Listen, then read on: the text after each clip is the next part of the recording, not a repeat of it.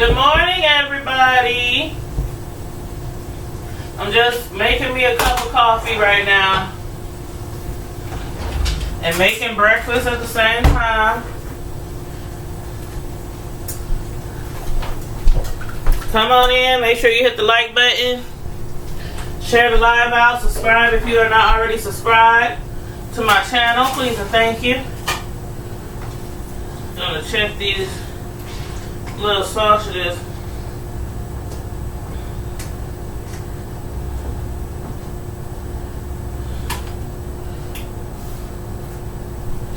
Ooh. Ooh, is that Real Mamas? Is that my girl, Real Mamas? Hey, what's going on with you? Happy Sunday, good morning. I'm up here cooking breakfast, y'all, for these kids. They was both still asleep, but one of them just left, talking about he's on his way to work. I'm like, dang, if I would have known you had to work, I would have got up earlier to cook breakfast. But he was like, it's cool. You said you good? That's good. I titled this Live Breakfast Tea. I was up yesterday and I was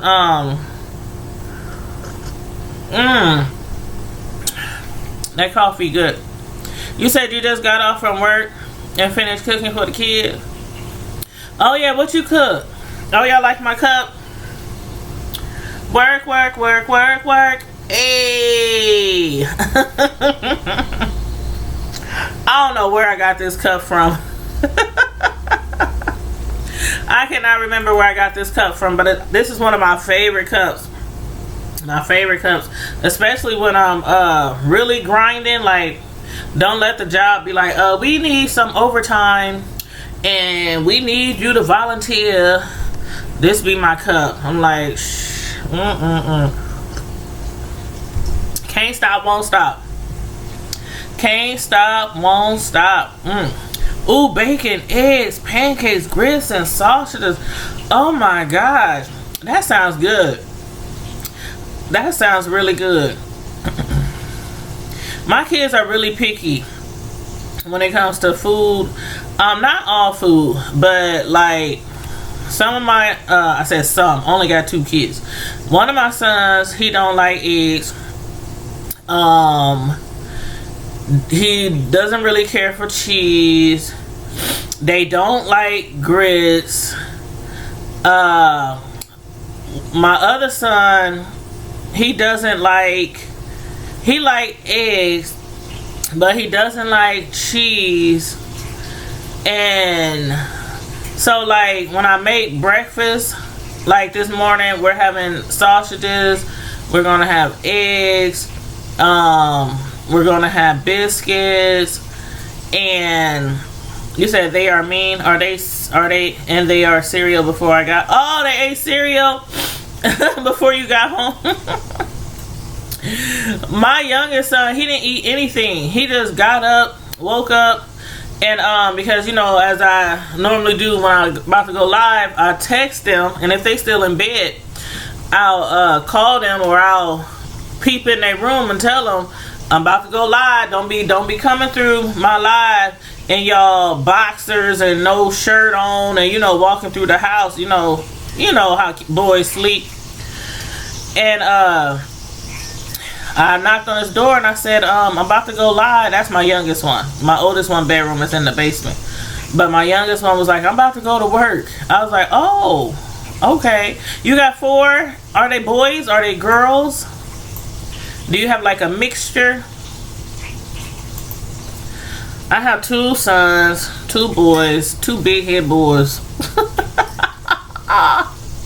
2 big head boys. They like, yeah, Mom, you know where we got our big head from.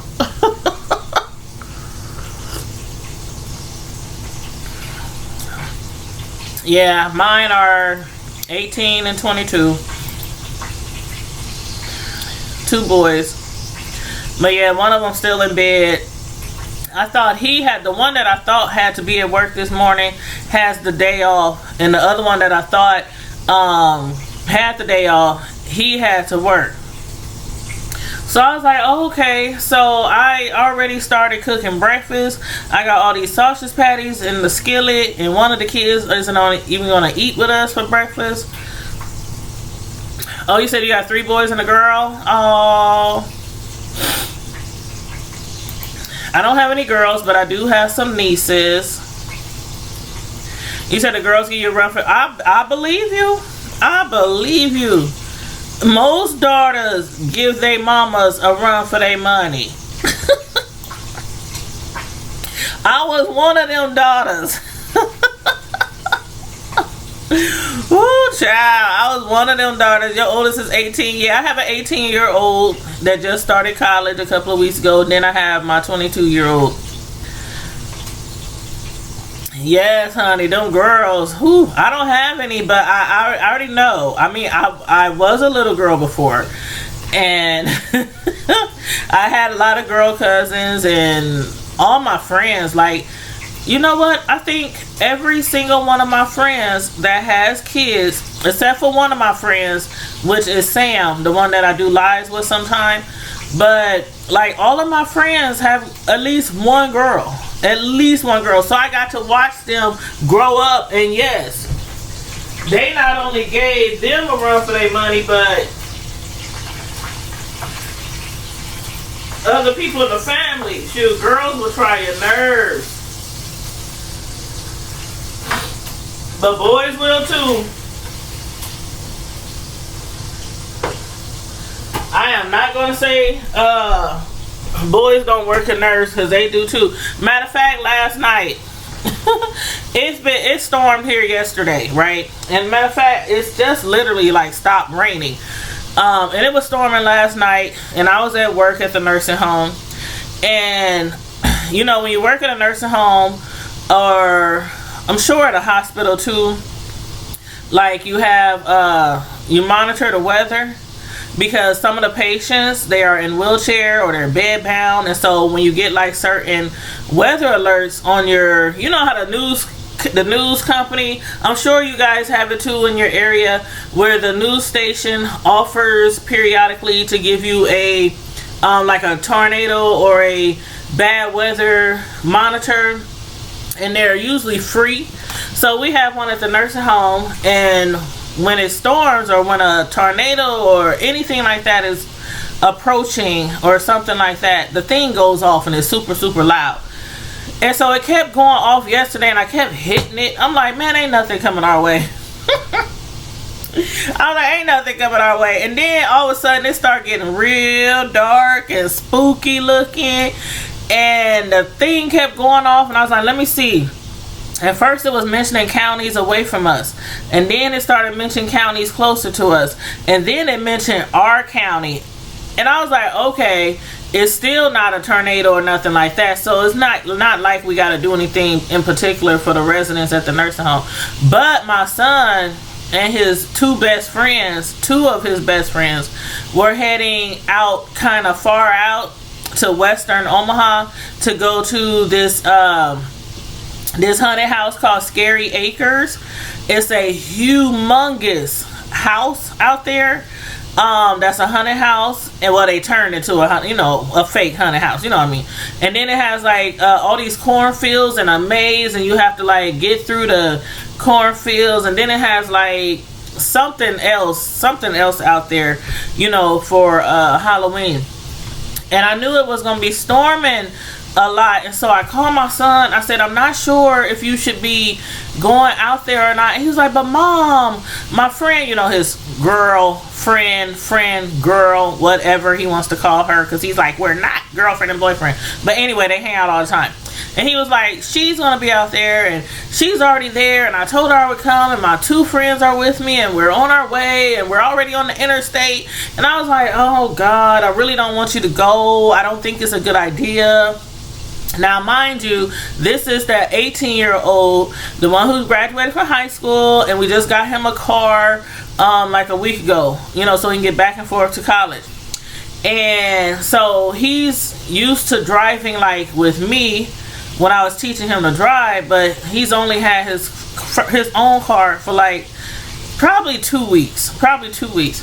And so I was kind of nervous because he's never driven. I never even let him drive in bad weather when I was teaching him.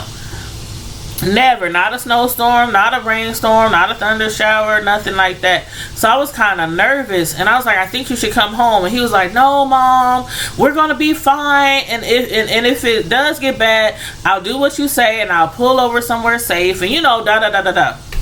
So like, I get home literally right before it starts sprinkling on my way home, because I got off last night at 8:30 and it started sprinkling.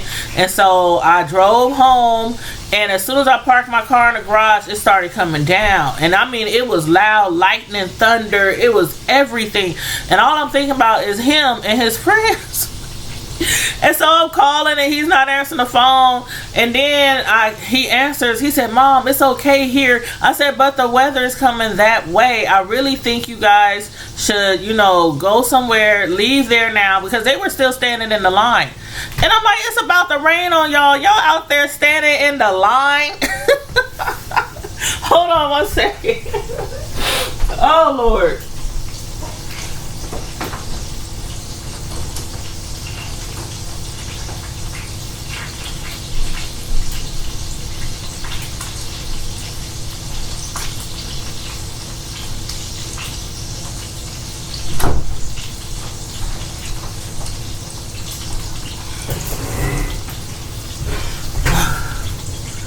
Hold on. Can y'all hear me?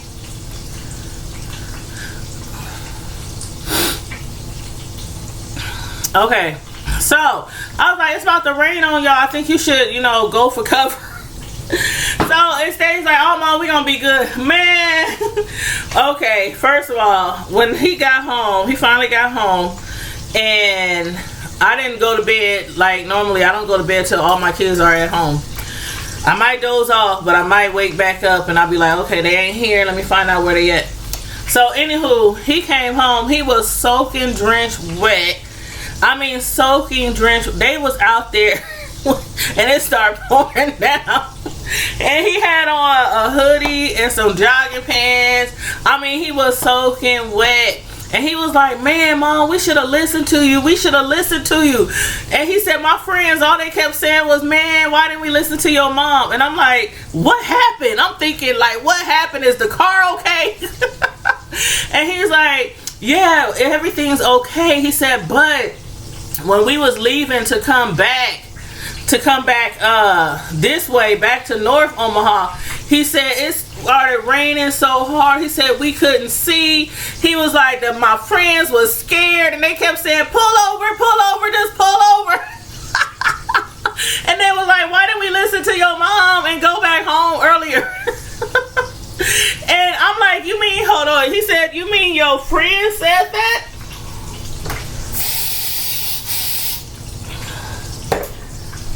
I said, you mean your friend said that? And he said, yeah. And I was quite surprised, because I'm like, your friends actually said we should have listened to your mother. And he was like, yeah, man, I know, but it's too late now. So they wanted him to pull over on the street. Like, they couldn't see. And they were like, just pull over. And he was like, no. He said, one thing my mom taught me was not to just pull over in the street, because if we can't see, the people behind us probably can't see, and they might hit us. So he managed to find somewhere to pull out into. I always told him to try to pull into a parking lot somewhere if it's a bad storm or raining or whatever. So he found a hotel, he pulled over, and then he said, Mom, he said we couldn't see through the windows. I said, was it raining that hard? He said, no, we didn't know how to work the defrost. I was cracking up. I was like, what? He said we kept driving and they was wiping the windows, and I'm trying to wipe the windows, and we trying to figure out why the defrost isn't working or why we can't see out the windows. This is from somebody who's only had a car a few weeks, and he's not used to working the controls, and he's never had to use the defrost before. I was hollering because he said we finally figured out. He said it just hit me. He said it just hit me. This is not going to work. Hold on, something just dropped.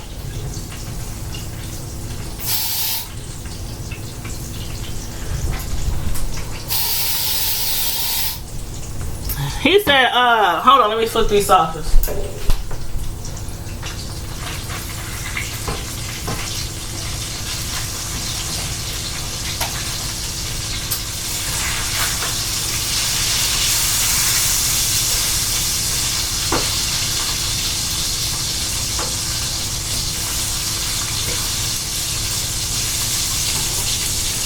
he said something just hit me and made me think to turn on the heat. I was like, oh my God. I was so scared that they was gonna get caught in the storm, but they did exactly what I told them to do. Pull over somewhere safe and try to wait it out. But when he got home, he was soaking wet. Like you could take his clothes, and they were thick, hoodies and jogging pants, and you just take his clothes and just squeeze. He was like, man, Mom, he said. And then I was like, I told y'all, you know how we be. I told you should have listened to me. He said, okay, Mom, you don't have to gloat. You don't have to gloat. We know we should have listened to you and came back home. Because I told him, I said, the haunted house is till Halloween. You can go tomorrow. You can go the next day. You can go the next day. Why you got to go when it's a severe thunderstorm headed our way? So anyway, they were safe. They were safe. But I was panicking. I was panicking. But yeah, so yeah, boys, they get on your nerves too because they think they can do anything.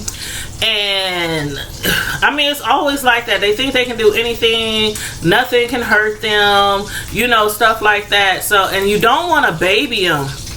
Like, you don't want to baby them. Hey, Silly Mommy for Life, good morning. Yeah, with boys, you don't want to baby them because when you baby them, they don't like that. Because they like, I'm a boy, I'm a man, you know. And so when I was at work last night, and when the weather alert kept going off saying a severe thunderstorm is headed our way, my friend, she even said, girl, tell your son to go back home. Just tell him to go back home. They can go back to the haunted house, you know, the next day or whatever. I said, but if I tell him not to go and the storm doesn't hit where they are, then he's gonna be like, see, Mom, I told you we could have went. Now I'm at home and me and the rest of my friends are out there and I'm at home and they didn't win and they ain't gonna, you know. So I made an executive decision to tell him, okay, keep going, be safe, call me if you need me, you know. But and I gave him all the precautions as far as if a storm hits, what to do, you know, all that kind of stuff. I was a nervous wreck. You said you have an almost 2-year-old son. Is what? Yes, honey, that's exactly what you're gonna be dealing with.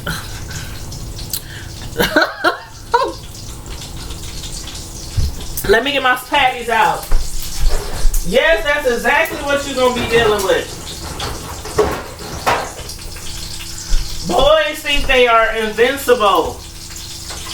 And that is why a lot of boys tend to get in trouble sometimes. Because they think they're invincible and they want to prove that they're not.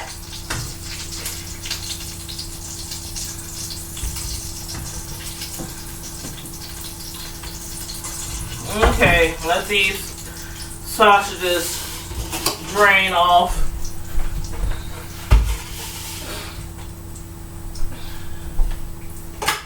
And they try to prove that they're not.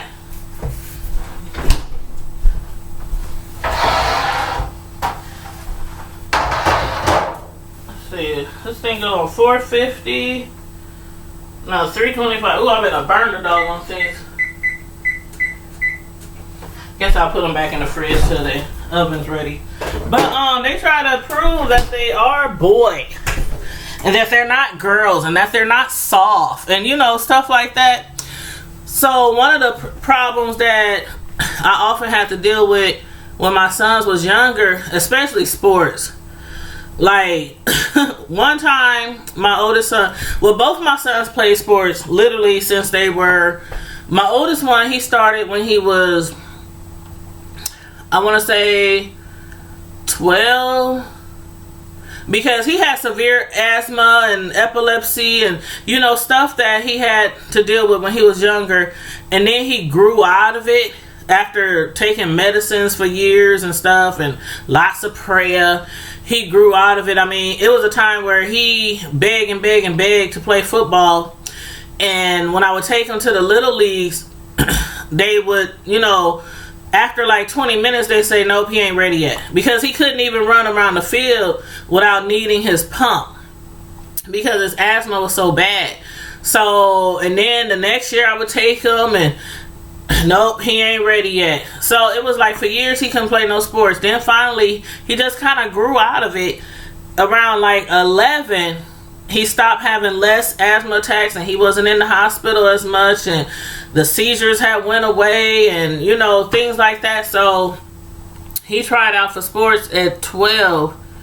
And he was in basketball, football, and then he did wrestling, even did wrestling in junior high. So it kind of just like, it was like a blessing from God. He was just better. Better. He's never needed an asthma pump or anything ever since then.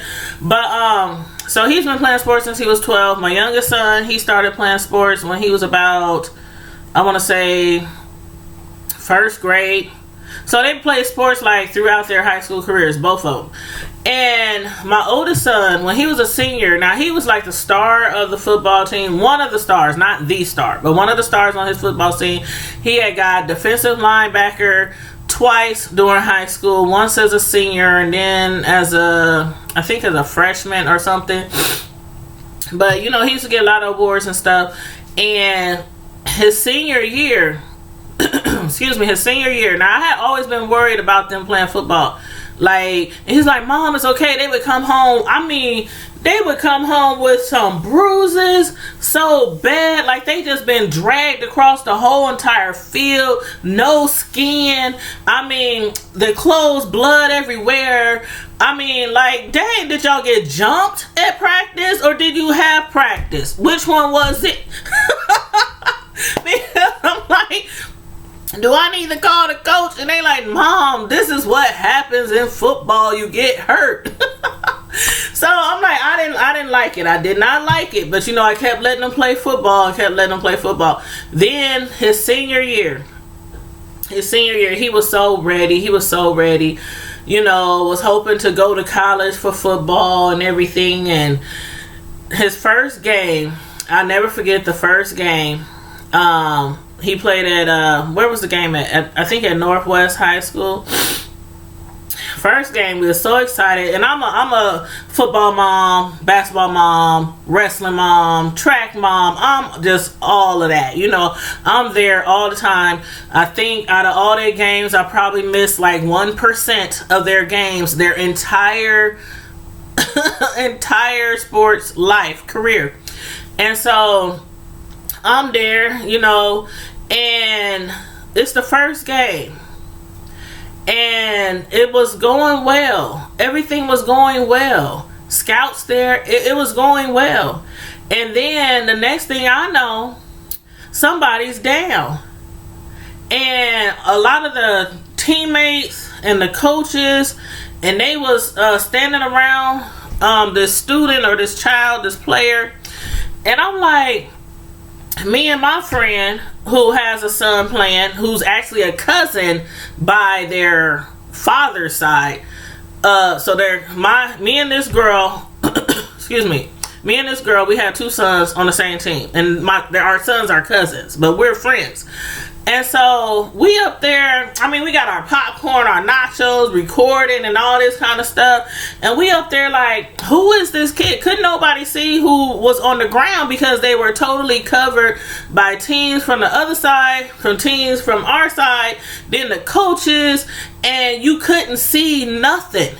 It was like a play had happened, somebody had went down, a lot of players was on top of that person, and by the time they got up, the person on the ground didn't. So they was quickly surrounded, and I'm like, we up there, girl. I mean, when I say we was talking stuff, we was like, who child is out there on the ground?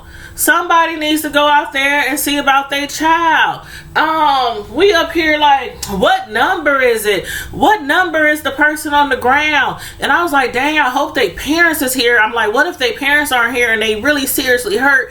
And oh my God. And then we start panicking for somebody else's kid. We like, dang, you know, the coach is somebody knows who their parent is, and they should have notified. I mean, time went by, 5 minutes, 10 minutes, 15 minutes, 20 minutes, 25 minutes. I mean, time went on. The game was just on pause, and everybody on the sideline like, who is it? So finally finally, we had some boy who was sitting near us. I said, could you please go out on the field and try to find out who's on the ground? Because they were still surrounding the person on the ground all this time. And then, next thing you know, we hear ambulance and a fire truck. And I'm like, oh, shoot, somebody really hurt. Girl, why they come back and say number 4? And guess whose child number 4 was? Hold on, let me drink this. Let me sip this coffee. When I tell you, when I found out whose child that child was mine. When I tell you, I went from panic to anger. Like, and my sons, friends, they schools, they coaches, principals, I mean, they know how I can get with my sons. They know how I can get. They know how I can get. So when I found out, I went from panic to anger. I was out on that field. The coaches had to drag me out off the field. When I tell you, I was out there pushing people, pulling people. Why the F do y'all come and get me and tell me my son out here? I was going off. Like, I'm up here, everybody else is like, who child is that? He was on the ground for at least 25-30 minutes. When I finally got to my son through the crowd, because I was going off, they was like, calm down, time. I'm like, nah, F that, y'all mofos. I'm sitting on the second bench and y'all couldn't come and tell me that my son is out here on the ground hurt. They talking about we didn't know where to find. They gave me some lame excuse, but I'm on the second row every time. I'm the loudest one there every game. I'm there all the time. You cannot miss this big beautiful black woman sitting on the bench. I was pissed. So then they were like, calm down, he don't need to see this, calm down. So by the time I got to him and through the crowd, he was laying down on the ground, face up. He had tears rolling down his eyes. And I was like, are you okay? I'm like, his mom. He looked up and it was like his eyes kind of got brighter all of a sudden because he realized I was there. It was like he was on the ground for like 25-30 minutes. And one thing about it, I have been in situations where I know I wish that my mom was there or my dad or somebody. So I knew where his thoughts was by just reading his eyes. Like, he was thinking like, how the hell am I on this ground for 30 minutes and my mama and them ain't out here to check on me? Now, mind you, I had a big son. He's bigger now. He played football, sports, since he was 12. That's the one that played since he was 12. But he's always been a bigger kid. So when he started playing sports, since he was always like on the healthier side of the child, it all turned to muscle. So he was a big kid. He was like 230, 220. He was like 6'2", 230. You know, a big kid, but he was all muscle. And I just like, where's the ambulance? They hurried up, put him on the thing, took him to the emergency room, found out he had a severe concussion. He had to stay overnight, and this whole time I'm standing next to his bed in the hospital, and his dad is there, like everybody, the whole team was there, the coaches was there, everybody was there, even the principal came. This is like, okay, he's not just a football player, but he was actually like one of the stars on the team, and he's a well-known kid, you know, well-known across the city. Everybody knows him. Everybody knows my oldest son. And so a lot of people came there, and when I was standing next to his bed, I said, see, this is exactly what I was afraid of. This was exactly what I was afraid of. And he was like, Mom, it's football. And he got this thing, you know how they put their head just in case they fractured their neck or their spine. You know how they have their head in the thing, neck brace or something.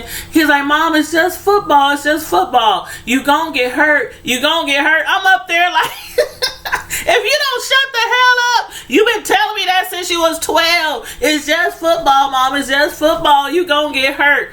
I mean, I was like, I was all emotional. I'm trying not to get emotional now because that was the scariest thing that has ever, not the scariest thing that's ever happened in my life, but one of the scariest things that's happened as far as my children's life, because that one child, the oldest one, I could tell y'all stories where he should not be here. So this was one of the scariest stories of his life that I just happened to share with him. But it was so scary, and I was like telling his dad was up there, this is it, no more football, he's out, just not. And he was up there, he started crying again, but this time he was crying because he was like, y'all can't take this from me, y'all can't take this. I mean, he was just, and me being the one who's always like, was like, I hate when y'all get hurt, and I don't want y'all to get seriously hurt, but I kept letting them because they love football. They eat, breathe, both of them eat, breathe, sleep football. So I'm like, I have to let him play and just pray that he'll be all right. But so me and his dad up there arguing in the hospital, and he's over there crying on the bed in the hospital, and I'm like, you can't take that away from him. If he wants to play, he's gonna play. If the doctor okays him to play in the future, he's gonna continue to play. Me and his dad did not see eye to eye, but finally he just gave in, and he was like, okay, you know, I'm not cool with this, but it was like, you know, but when I say with boys, you have to just sometimes just let them be a boy. That was hard for me to do. That was really hard for me to do when I would see them come home looking like they've been jumped by a whole gang of Crips and Bloods, and they was only at football practice. But yeah, that was scary. But so for y'all who have little boys, yeah, it's gonna come times where you're gonna say like, no, I don't think that y'all should do that. No, I don't think she should do this. No, like sometimes you just gotta give it to God and let them be boys, and let them, you know, just pray that they come home safe every day, and you know, that's all you can do. That's, you said even if messed up his knee time after time, we hear that. Yep, you can only put it in God's hand. You said, I know it's part of football, but it's scary because one fatal hit can change the whole life. And see, I want my son to play sports too, but I'm afraid of football. I want him to play baseball, but it's up to him. Right. And see, my thing in our household, my sons will tell you, from the time my youngest one started playing sports, which was like 5, I always told them, just so they could be, you know, live a healthy life as a child, they have to play sports. And I always told them, I don't care what you play, football, track, I don't care, wrestling, tennis, golf. I don't care what you play, just as long as you play a sport every year. And it was like seasonal. So if one season is over, what you doing next season? If that season is over, what you doing next season? When summertime come around, what you doing this summer? They always chose the same sports, always. And then some people would tell me like, you make your kids play sports all year round? And I'd be looking at them like, they're my kids. For one thing, ain't nothing wrong with playing sports. It keeps them in shape. It helps them to know leadership, how to work well with each other, teamwork. I mean, they learn how to respect people over them, like their coaches and things like that. It teaches them hard work. It's so many things that sports can do to a child's life. And on top of that, it kept them off the streets. And as somebody who used to hang out in the streets, a lot of my family members, a lot of my friends, you know, once we got a certain age, it was around the time when the gangs was real tough in our city, and you know, we was just out there in the streets, and it wasn't common for people, my peers and us, to be hanging out all night, getting into things that we shouldn't be doing, things that I can't even speak of to this day. Some things you just gotta leave it. Just leave it in the past. You remember it, you learn from it, and you move on. But one day I might tell y'all a few stories, some things that won't get me locked up per se. But we done a lot of things growing up in the streets, and sometimes we would sit around and we would talk to the kids like if it's like at a barbecue or a birthday party or a family reunion. You know, when you're around a lot of family, and I don't know why, but people always like to bring up stuff that I used to do. Like, where was we at? I think that was Labor Day. It was Labor Day. And one of my little brothers was sitting around with his sons telling them about me. I'm like, why are you telling your sons about something I did in the past? What about all the stuff you did in the past? Shoot, let me remind you when it was helicopters surrounding our house and police running through the streets. Okay. He was like, oh, they know all my stories. They know all my... I'm like, I ain't gonna tell about me. But anyway, he was telling his sons how I used to be really bad. Not bad, like in bad as in always getting in trouble by your mom. Bad, not bad like that, but bad like I was out in the streets and I used to fight a lot. And he started telling him about fights I had. Remember that girl that you beat up at the basketball court named Kiki? Remember the girl that remember the dude? Remember the time when you beat up the dude when he was stealing our puppies? And he was going all into the stories.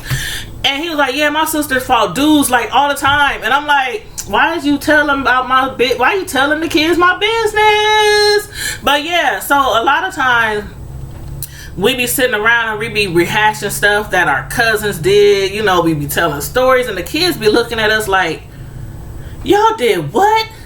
Like, our generation, we used to be out in the streets. But when we brought our kids up, we tried our best to keep them out of the streets. So a lot of my generation, we put our kids in sports. They was in music. They was in band. They was in, whatever it took. Because our generation, my family, was full of Bloods and Crips. And I think we had a few people like Vice Lords, Disciples, things like that. We had, and this is on all like my mom's side, my dad's side. My real dad's side is all Bloods. My stepdad's side was all Bloods. My mom's side was Crips. And then I got my cousins on my grandma's sister's side. They was Bloods. It was like Bloods and Crips all through our family growing up. It was nothing to go over somebody's house or cousin's house and everybody got rags on and they Crip walking or they doing something. They doing something. I remember times I'd be walking up there in blue with my cousins.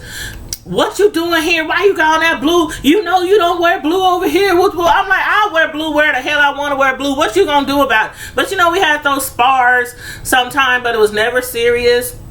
It was never serious. And we would joke around from time to time, calling each other this or calling each other that, And it was nothing serious because we was family. So it would be we playing cards. These ones got on blue. These ones got on red. We playing spades and dominoes. It's like... But for our kids to hear these stories and what we went through, and they be like, y'all did what? They got locked up for who? Who done murdered somebody? Because, yeah, we got murderers in our family, too. Nothing to brag about, but we do. But what I'm getting at is when people used to tell me, why you make your sons play sports all year round? If you knew how I grew up and who I grew up around and who was locked up the majority of their life, who went to prison for murder, who got killed. It's like our upbringing wasn't easy, but we got through it.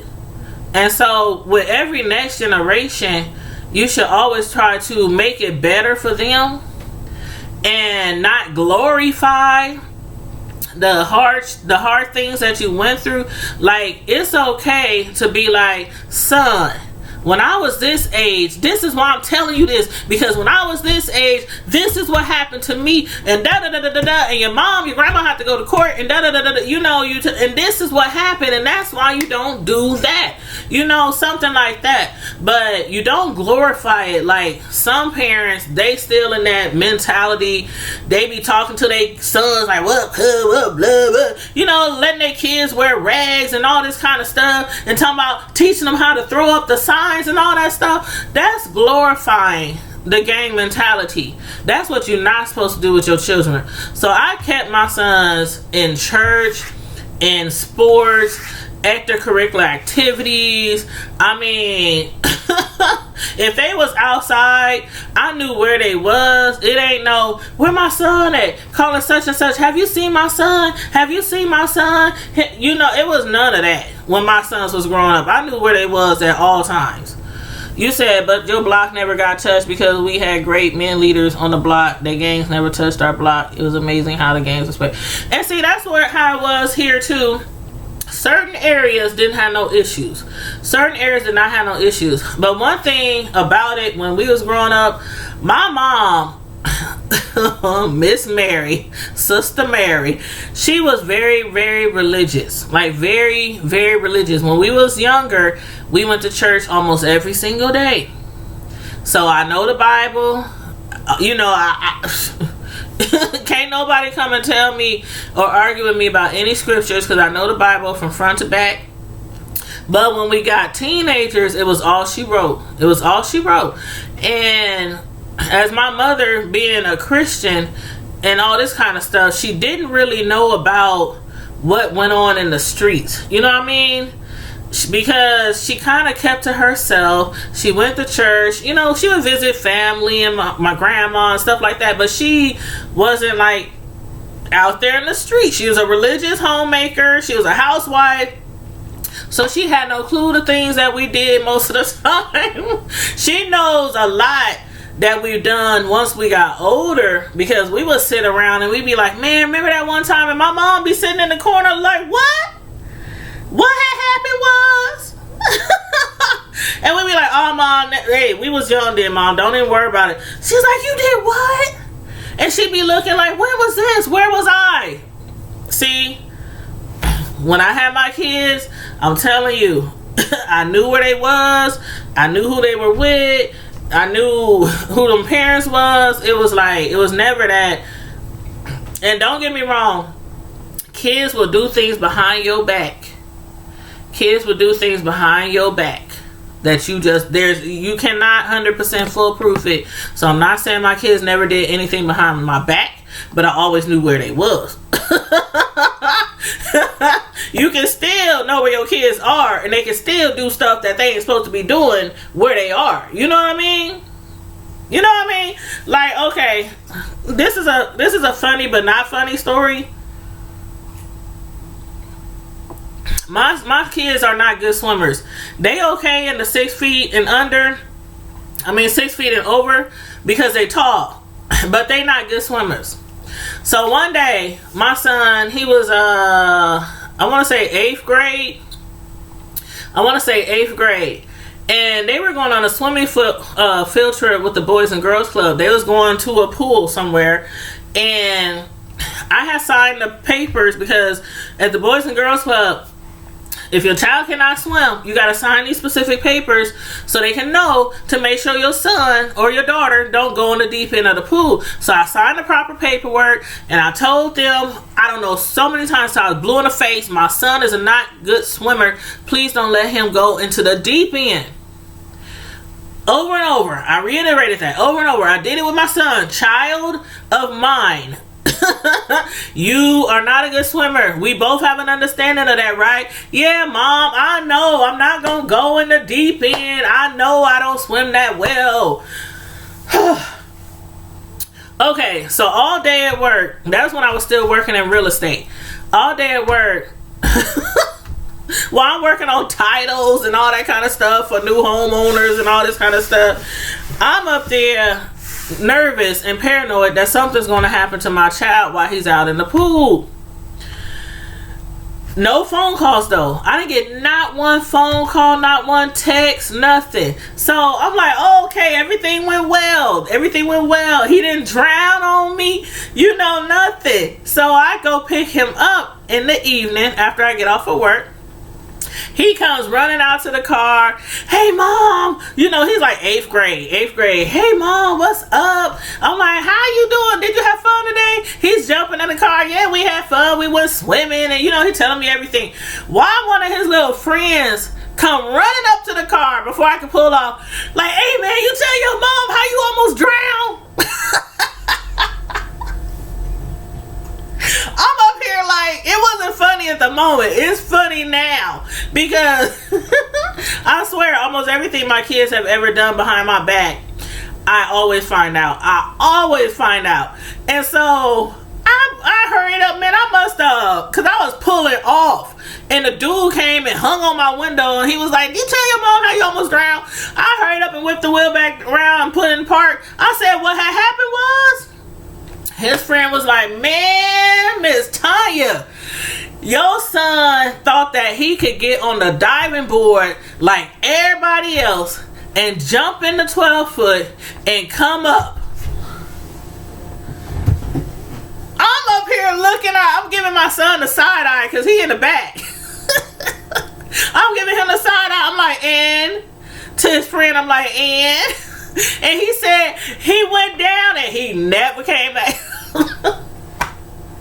Now again, this was not funny then, but it's funny now because kids do things that you specifically tell them not to do and they do it. That's why when you ask me, is that what you're gonna have to put up with boys? Boys, they have to prove that they can do anything, no matter if they know they can't do it. He knows he can't swim, so he jumped off the diving board. He went down, honey, and he was down there just bloop, bloop, bloop, bloop. Bloop, bloop, bloop, bloop. They was like, I said, did you even try to swim? He said, Mom, I was doing this. And he was like, I got scared. And I just was like, bloop, bloop, bloop, bloop. I was like, I said, what? And at the time, I immediately I got emotional at the time. I said, you could have died. I said, you could have died. Instead of me picking you up here to take you home to cook dinner, I could be picking you up, realizing that you are already somewhere on a slab of ice and planning for your funeral. And then he started getting emotional. He was like, Mom, I was so scared. I said, what was going through your mind at the bottom of them 12 feet of water? Yeah, I said 12 feet of water. He was like, Mom is going to be so mad at me for dying. Child. Child. And then I started crying. He was crying. Then his friend who came and told me all the tea, he backed up. He was like, well, all right then, man, I'll see you tomorrow. He just walked away. I said, what else was going through your mind when you was down there? He said, I don't know why I didn't listen to my mom. I should have listened to my mom. And then he said he just started praying that he go to heaven. Because again, I raised my sons in church. So he knows when something goes wrong, he knows to call out and pray. He knows that. But that's what he was thinking. He said, Mom is going to be mad at me for dying. And again, it's funny now because sometimes I look back and just be like, dang, my sons done some crazy mess. And they still here to this day and should have been dead on many occasions. Many occasions. I'm telling you, I got so many stories on these kids. Lord have mercy. You said you caught your youngest boy in midair trying to do a wrestling move by jumping off the top of his bunk bed and his little friend just laying there waiting. Oh no. Oh no. Boys are a mess. Boys are a mess. It's like if you have a girl, there's certain things you have to deal with. Like one thing I was grateful that I didn't have to deal with, especially from being a girl and seeing my little girl cousins, my nieces, you know, my friends, girls, after seeing them grow up and seeing how that mouth can be vicious, the attitude, the behavior, the stuff that had me locked up if I had a daughter. So I was blessed to not go through that with boys, because it was not all that attitude and sass and, you know, rolling the necks and, you know, all that kind of stuff. It wasn't none of that, but it was still like, but mom, why? One thing with boys is, but mom, why? Because you always got to explain to a boy. Like, you can tell them things, you can give them a whole paragraph, and they still be like, but mom, why? But with girls, you have to deal with certain other things. But one thing with boys, you have to, with boys, you kind of like always praying that they get home safe. With girls, it's kind of like always praying they don't get knocked up, or, you know, something like that, or taken advantage of, or, you know, abused, or, I mean, things like that happen with boys too. Don't get me wrong. Don't get me wrong. But I mean, it's just certain things that you worry more about with boys, I mean with girls, and then there's certain things that you worry about with boys. And with boys, it's like their pride, their manhood, their machoism, their male you know, they always, again, want to prove like they're a man and that they strong, they can do things. And that's why boys get out there and they do the weirdest stuff that could get them killed or get them hurt, like popping wheelies off the back of a truck.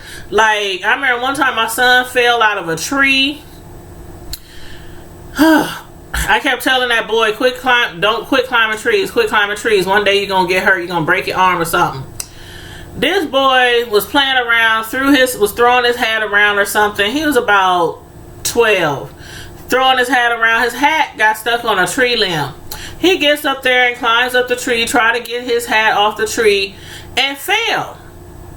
Instead of getting somebody to get a branch or get a broom or get something like that or throw something up there to knock it off, he wants to climb up the tree, even though I told him to stop climbing up the doggone tree. He falls. Now, when he fell on a fence. It was like, you know, the wire fence, and at the top of the wires, they have the piece that twists, and then the next row over, they have the piece that twists. You know, that part that sticks you when you try to climb over the fence. He fell, and one of his arms just got dragged across the top of the fence when he fell. So when he got up, he had all these lines, these red bleeding lines on his arm. And for the longest, I was afraid somebody was going to call CPS. Because it looks like the boy done got whipped. It looked like he done got whipped. His arm was toed up. I mean, he had all these... It looked like he done got whipped on a slave plantation. That's what it looked like. Like he done got whipped like Jesus. His arm was just... It was messed up. It was messed up. And I'm like, if anybody asks, make sure you be honest and you tell them exactly what you did. Your mom kept telling you stop climbing the doggone tree and you fell out the tree. But for the longest, I was like, somebody gonna call CPS. I'm live. Are you dressed? Yeah. Alright. There's the one right there. The one who always was getting himself hurt. You see how big he is? That's the big boy. Sure, every time they come through, walk behind me or something when I'm live, I gotta be like, hey, you dressed? I know you just woke up. Don't be coming up in here with no shorts on and no shirt and all that kind of stuff. But you said, when I was young, we got a ladder and pulled our grandma mattress outside. We used to jump off the roof onto the mattress. It was fun until she came home early. Oh, man. I remember we used to do something like that. We had a mattress in the alleyway. Like in the alleyway where we live. And, man, They used to do all kind of wheelies. They used to do flips and backflips and all kind of stuff on this old, dirty, nasty mattress. When I say I was a tomboy, I was a true tomboy when I was younger. I was a true tomboy. I used to do all kind of stuff that boys did. Like, should no girl be playing all over no dirty old mattress that's in the alley, got bugs and all kind of mildew and mold? And when I think back to that stuff, I'm like, what was I thinking? What was I thinking? You said you got up off the mattress and she was swinging out. Oh my God, you probably had one of them old school strict grandmas like I had. I had an old school strict grandma.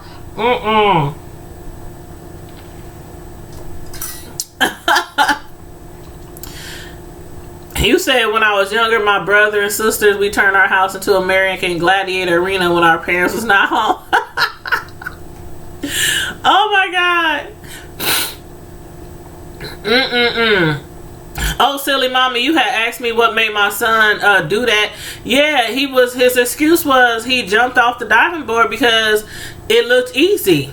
It looked easy, and he thought if everybody else could do it, I could do it. No, one day, speaking of roofs, one day my grandma, rest in heaven, my uncle, he used to always sneak out the house, right? We knew he snuck out the house. My grandma was real strict. We knew he snuck out the house because sometimes he would become kicking it with us out in the streets, or he would be kicking it with his homies out in the streets, and to the wee hours of the morning, and then he would sneak back in the house, and my grandma had no idea that he was sneaking out the house. Then one day she came home, or I think she maybe woke up in the middle of the night, and she went upstairs to check on him, and he wasn't in his room. But she went looking around the room, being nosy, trying to figure out if she could find out where he possibly could have went. And she realized that his window was propped open. And my grandma never left her windows open. Her windows was always locked. So she noticed the window was propped open, and she's like, oh, okay. This fool called himself trying to sneak out the house.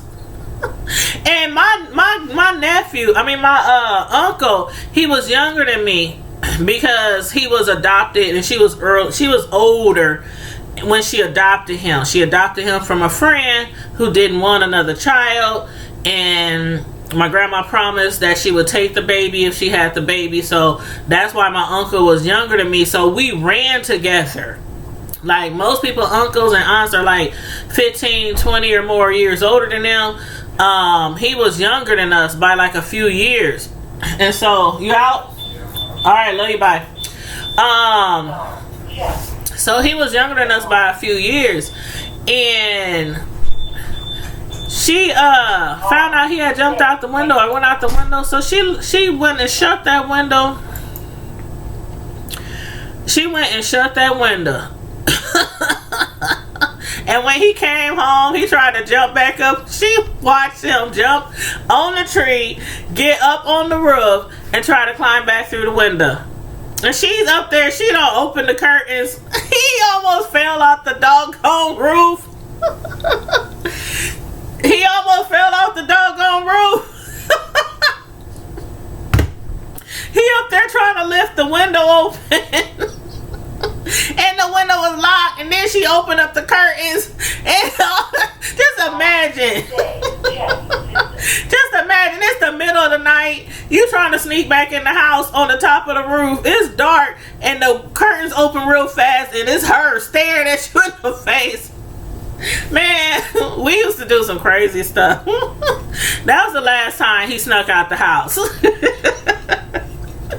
But we was hollering, and then you know how grandparents are, you know how them old heads are. They will tell everything that happened to you to anybody who was listening. So a lot of things my uncle did when he was growing up, if we weren't there, we would hear about it like on Sunday dinner, because grandma was always like, man, guess what this hard head, big head, knucklehead boy done did this time, and she would be talking to our moms. or our aunties and uncles and all the kids, we be sitting there listening like, fool, what's wrong with you? You always getting in trouble. I mean,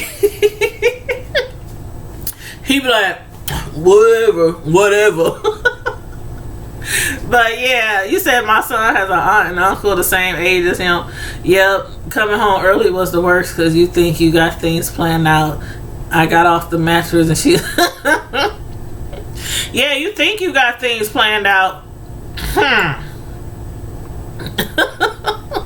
You think so. Ooh, my coffee done got cold. But yeah, I have a lot of fond and a lot of not so fond memories when I was growing up. Because we was very adventurous. When I say we was very adventurous, I had enough adventures in my life to last a couple of lifetimes. Enough adventures. From either dealing with me or a family member or dealing with my kids. Yes, I had a lot. But yeah. But y'all, I'm about to get off of here. Both my sons have left. I'm up here to call myself fixing breakfast. I made the sausages, about to put the biscuits in the oven, and one of my sons had to be at work. The other one said he was about to go over his girlfriend's house. So I'm like, okay, I'm gonna finish cooking this breakfast anyway, and when they get home, I'll just put it in the fridge, and if they want a late breakfast when they get home, they can eat it. But I'm about to put these biscuits in the oven, y'all. But I appreciate you guys for kicking it with me this Sunday. I'm going to hurry up and fix this breakfast. And then I have to get ready because I have to be at the nursing home. I have to work at the nursing home a couple of hours today. Thank you. Thank you. I appreciate it. I appreciate y'all getting me up this morning and rising for the day with me. We shall have to do this again. You work tonight? Oh, yeah, I have to go to the nursing home. And hopefully it'll be a slow night. Last night was crazy. Man, if I could tell y'all the things that go on at a nursing home. If it wasn't because of HIPAA. I'm telling you, nursing homes need a reality show. I don't know. From the staff to the residents. I mean, if I could tell y'all some stories, Lord have mercy. But I ain't trying to get fined. I ain't getting in trouble with HIPAA. But anyway, y'all have a wonderful, blessed day. Thanks for tuning in today. Make sure if y'all didn't already hit the like button, make sure you hit the like button. Make sure you subscribe to my channel if you are not already subscribed to my channel. And I'm glad you guys enjoy story time and breakfast tea with me. And I hope to see you guys later. This evening, I'll probably go live this evening discussing Greenleaf. So if y'all up later tonight, when I come from the nursing home, we will be discussing Greenleaf. See you later, silly mommy and real mamas. Y'all have a wonderful, blessed day.